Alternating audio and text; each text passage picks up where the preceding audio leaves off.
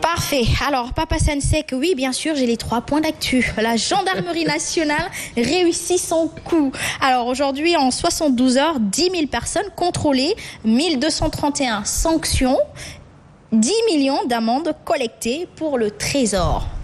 Très bien. Il n'y a pas eu de fouet ni de coup. yëguma ko de. te ba pare poche bi mi ngi commencé. voilà di poche réew mi waaw ku takkul masque rek jiisal poche réew mi. ku takkul rek fay. ku takkul fay. waaw donc ñëpp sànq dama dajeeg benn kunu matiyaay ma koy dégg. maa ngi koy dégg. mu naan ay sama masque bi. ça c'est très bien. avant on n'avait pas ça. te compliqué wul gis ngeen jarul brusquer jarul brutaliser. takkoo masque s'il vous plaît nga fay di nga fay. boo fayul da ngay xam ni day doo dem. donc di nga fay léegi te yow wóorul ne am nga soxloo fayee. amaana doo ko am. waaw léegi bu la dalee tey du la dal suba. c'est contraignant c'est la contrainte positive. justement pour que ñëpp nekk ci même logique bi. maa ngi dégg sunu kilifa yi ñoom maître Ciré Clédor ak benn groupe d'avocats ñuy wax ne. démb defe naa xaw ma barki démb la jib wax kàddu yooyu jib mu wax ne ku ñu fi arrêté pour ay masque que loolu newul ci amul benn loi bu ko teg fii Sénégal ku ñu fi arrêté pour masque loolu neexee sax nga porter plainte am na ñenn ñoo xam ne d'accorduñ ci kàddu yi am na ñenn ñoo xamante ni ñu bëri daal ñu ngi wax ne non parce que loolu bu ñu ko waxee dañuy sappe affaire bi dañuy yàq liggéeyu ministère de l'intérieur ak ministère de la santé gouvernement bi en général dañuy def day tax que sénégalais yi ñenn ñi dañuy naan ah kon man bu ñu ma jàppee sañ naa porter plainte ci loolu kenn waruma jàpp ndax masque. je sur le principe bu ñu ko tegee ci yoonu loi amul benn loi bu ko def mais loi dafa nekk loo xamante ni ay nit ñoo koy teg. selon la nécessité de. Un projet de loi est voté, amendé, accepté, etc. Mais il faut respecter l'avis des uns et des autres. Quand un juriste parle, am na fu mu ko teg fu leer foo xamante ni kenn mënu ko dindi. Sur le principe ku wax loolu am na raison. Maintenant sur le léeg-léeg droit dafay nekk yoon mais du ànd ak moral. Parce que moral moo ne kat comme dañu nekk ci jafe-jafe kon ñu ñëpp nañu takk suñu ay masques. Par conséquent nañ respecter avis boobu mais du avis boo xamante ni dafay servir aussi. Justement ñu jàppee ko noonu. Maintenant quant à la gendarmerie. Juste ajouter que ministre de l'intérieur nangu na ne c'est pas normal. Aly Ngouille Ndiaye démb def na benn déclaration pour wax ne effectivement kenn terewul kenn nga dox ci tali bi pour def ko mais comme ni nga ko waxee rek il faut que la morale ñu xam ne instant bi jamono moo ko laaj quoi voilà la morale alors y a fu ñu toll mooy gendarmerie li ñuy def noonu ak tact et tout on est même allé jusqu'à dire que dañuy joxe ay masques comme ça se fait ailleurs et c'est excellent. C'est excellent. Si je pense que fi ñu toll àdduna bi fi mu toll ak fi Sénégal toll. nguuru Sénégal dafa war a dem plus dans boole. fexe ba Asma ak Rokhaya nekk benn fexe ba professeur ak yeneen professeurs yi nekk benn. loolu mooy mottalente. voilà la complémentarité ñu nekk ci. nguur bi loolu la war a liggéey et je pense que ci approche nii. dóoruñu kenn. blessé wuñu kenn. dugal ngeen xaalis ci gafagay. mais bu yàggee. nit ñi topp yoon bi. tout à fait donc léegi nag ki nga xamante ne dafa dëgër bopp ni Baye Assane moom taxaw ne raak ne day raak moom. kooku leneen la comme ça dóor buy am mu nekk exception. Effectivement. Voilà. Mais c'est très bien, il faut les féliciter. Parfait. Nouvelle offre Orange. La RTP somme Orange d'arrêter ses nouvelles offres. Wow. La RTP ngi réagir. Waaw. Mon fi nekkal di. Moo war a tranché. Le DG Michel Ly loolu la wax xam le ne déjà ci période bi ñu toll c'est tellement difficile. nga bëgg encore plus de profit bëgg encore dafay diis dafay metti. Et la clientèle est assez fatiguée comme ça. démb am na ku ma ne dafa dugal carte doon manipuler crédit ba dem. te loolu bari na lu muy dal ay nit. waaw léegi crédit boobu bu demee fan lay dem. ay milliards am léegi bu fekkee sur 6 millions d'abonnés ou 7 millions ou 8 millions voire plus bu fekkee def ngeen ko ci journée bi la moitié des abonnés. dafa am lu ñëwaat c'est-à-dire que finalement yéen dara génnul ci yéen et vous prenez tout de nous donc ARTP li mu def noonu baax na ba pare ARTP sax dañoo baax dañoo yaru. dañoo am teggin mais ils peuvent aller plus loin et bon ARTP c'est l'État du Sénégal l'État peut aller plus loin professeur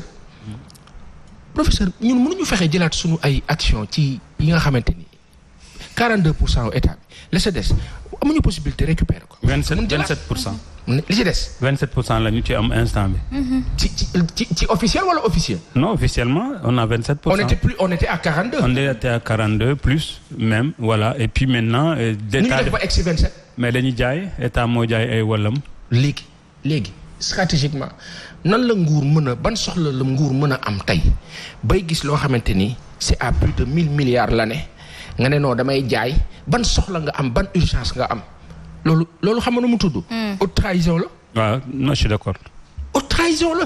mënuloo jël société bu xool leen alal après on nous dira oui les actionnaires ay sénégalais ngi ci mais yan sénégalais. C'est une petite proportion. Alors que tous les Sénégalais, les 14 ou 15 ou 16 millions de Sénégalais, mën nañ nekk ay actionnaires.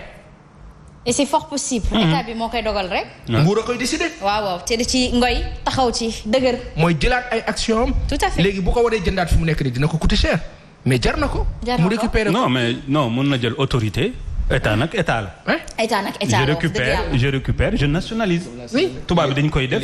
comme Sénélec au temps de Hydro-Québec. voilà. Abdoulaye Wade l'avait fait. defoon na ko waaw. kon nag mu am solo loolu noo ko gisee Abba. oui vraiment ARTP man dama gis ne dafa manqué poigne un peu quoi ci côté boobu noonu quoi.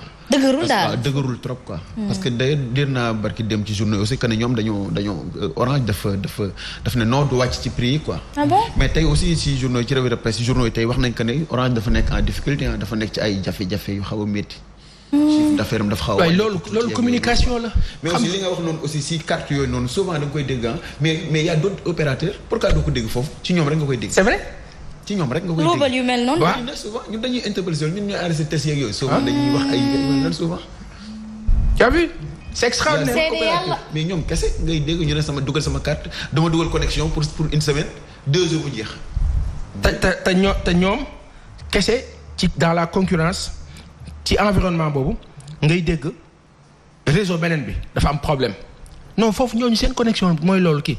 kan moo yore plateforme bi kuy jox ñëpp kuy séddale. Orange moo koy yore lépp. voilà te ARTP koy dooleel kon. ARTP en fait dafa war a gën a am plus de poigne comme il dit c'est-à-dire pour mën a taxaw de imposer wu. mais ARTP dafa am fu mu tënku. ci lan la tënku. ki ne ci kawam ki ko fa teg mooy état wu Sénégal mooy nguur bi mooy le gouvernement du Sénégal. kooku moo war a am personnalité wu taxaw ne bon léegi lii la ñuy def wante kooku nag xaasma yàlla.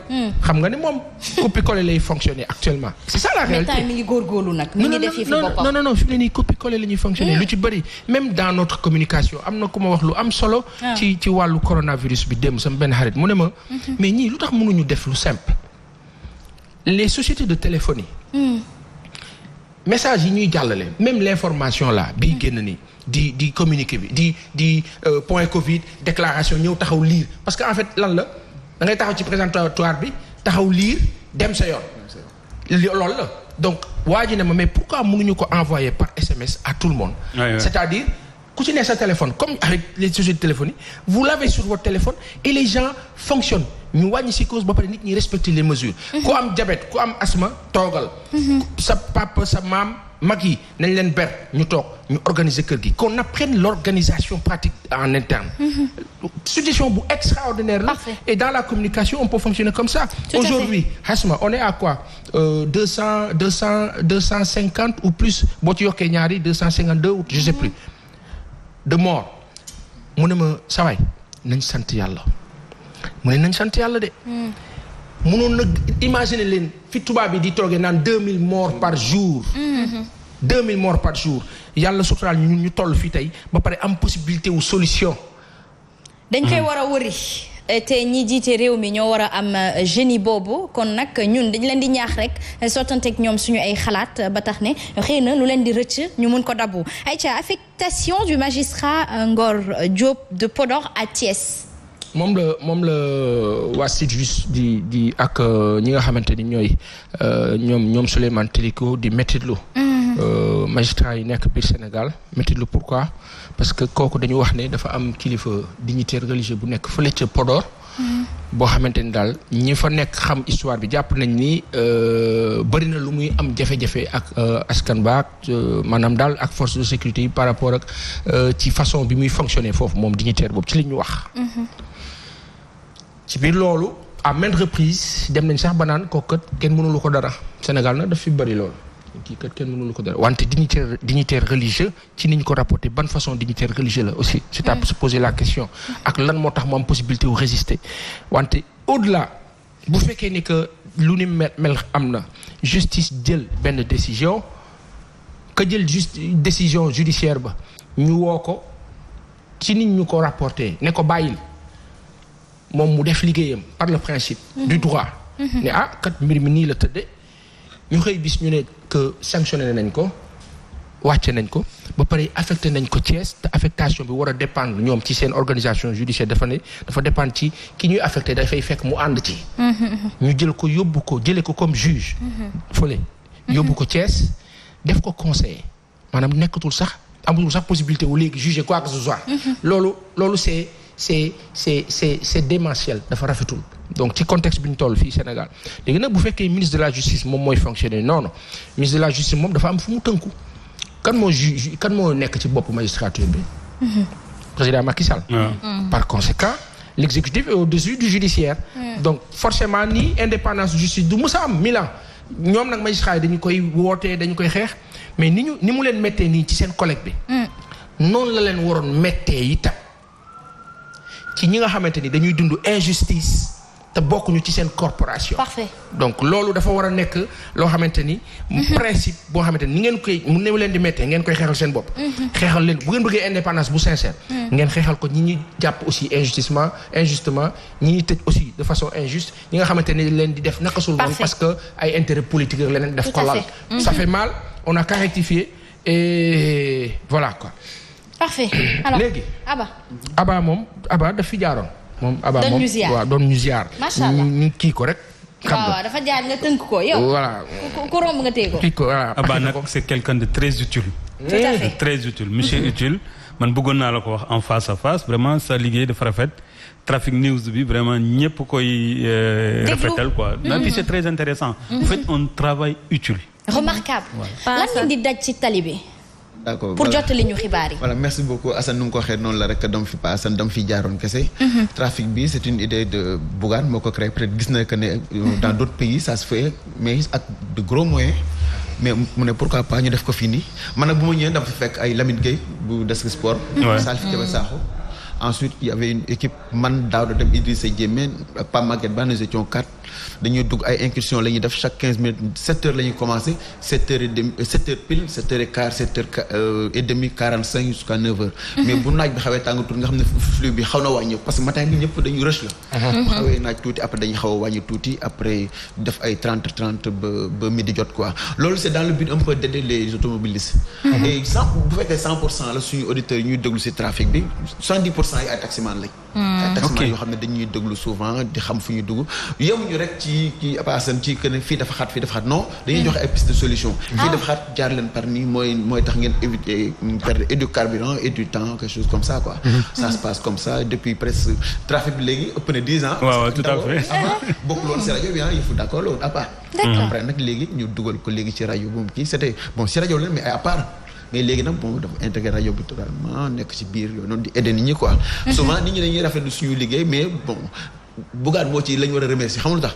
parce que bu ma fi nekkee léegi su ma la waxee ñaata moto lañ jënd pour man chaque 2 ans mu jënd moto. moto et le carburant nii dañ war a delloo njukkal. dëgg la dañu war a profité ci loolu aussi ma profité ci occasion bi rek sponsors yi ñëwaat parce que avant dañu am ay sponsors yu ñu doon accompagner. compagnie pétrolière yi nga xam ne dañ fi nekk ak yow noonu quoi ñooñu accompagner ko parce que nit la koo xam mu ngi jël ay moto. di ko jënd une moto lu muy jar 200 ba 500 mille. jënd carburant. chaque semaine. yaa tuuti xam na lu ñuy wax dañu dem jël carburant et tout ak dépannage et tout day jël xaalisam di ko def gratuitement pour que nit ñi mën a circuler très bien à Dakar kon loolu c'est dafa yaa xool dafa yaa xool loolu la quoi dafa yaatu xool quoi loolu nag ñu koy def depuis presque léegi am nañ presque plus de 10 ans léegi occasion la pour tam paasa bu ma invité fi ma jaar expliquer nit ñi comment ça se passe aspect technique yi duñ dugg ci biir pour nit ñi xam parce que xam nga fii ku ñu xam ne copier la depuis 10 ans ngi ni mën ñu copier c'est parce que secret bi c'est bien gardé mais bon ñun ñoo xam ni def point bi souvent nit ñi nag parfois damay gis si yenn kii yenn plateforme ñuy wax naan waaw affaire da ngeen naan fii xam na fekk xatul non nous on le fait en temps réel. Parfait. temps réel c'est-à-dire même les journalistes. est-ce que du orientation bi mooy tax justement foofu boo fay dem du xat. yow li moo tax nag yow li moo tax nga nekk. voilà foofu laa bëgg da ngaa dégg. c'est-à-dire dañuy ñëw ñu ne point X. instant bi amul benn problème c'est dégagé ça et puis sax bon avant ma ñëw foofu noonu trafic bi li ñuy def chaque jour vous êtes obligé de dire la même chose léegi da ngay créer ay mots ko ci biir c'est dégagé ça circule tranquille yow mi koy def aussi gis nga rythme bi ñu ci def tempo bi un peu day mel ni kuy reporter marche un peu day te tempo bi mu bañ a yéex trop mu bañ a low trop aussi mais ci benn temps maximum 1 minute nga joxe quelques points pour nit ñi xam ne fii Roxaya Asma dama ko bëggoon laaj Aba fu ne yaa rek fu ne yàmbal ak ni ko Cheikh Sarr ak Alima Ndione di ko laajee man dafay baax nga may wax trafic bi fu mu toll ndax bu may jógee Kër Massar di jaar ci péage bi wala may jaar ci national bi donc il faut que nga ñuy édifier di ñu wax fan lañ mën a jaar pour ñu bañ a mën a yéexal suñu liggéey mais liggéey bi dafa am solo lool pour ñi nga xamante ne tàmmu nañ ko ndax képp koo gis mu ngi dawal otoom rajo lay mën a déglu donc da koy bàyyi xel bu baax a baax pour mën a xam yan raccourci la mën a jël. voilà Kër Massar fii nii xam nga rek yow xam nga Kër Massar entre bi dafa xat trop ak yoon bi tout bon ni nga ko waxee noonu la nit ñi moom dañuy rafetlu liggéey souvent am nañ benn comme mu koy wax